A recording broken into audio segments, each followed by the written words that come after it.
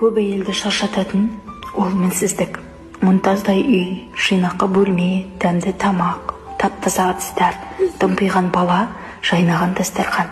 Ал осы еңбектің бәрінің артында кім тұр? Әрине, ол әйел. Ойлаңызшы, тәулігіңіздің тең жартысы күйбең тірлікке кетеді. Бағалана ма? Өзіңіз іштей міндетсінетін сәттер көп, көмектессе қайтеді, артын жинаса болады ғой, бір рахмет айтса болады ғой деген сөздерді өзіңізге өзіңіз айтып шаршап қаласыз ба? Ал бұларды атқармаған әйел аты салақ немесе былжыраған. Ештеңе етпейді, іштей жүнжіп, сырттай қопырап, пысық әйел атанғанша өз толқыныңызда бақытты әйел болыңыз. Сөздерге, көздерге пысқырмаңыз. Пысық әйелдің бәрі бірдей бақытты емес. Нағыз салақтық халатының өңі тозған, ажары әжімделген, қолдары қатпарланған бейне. Нағыз салақтық өзгені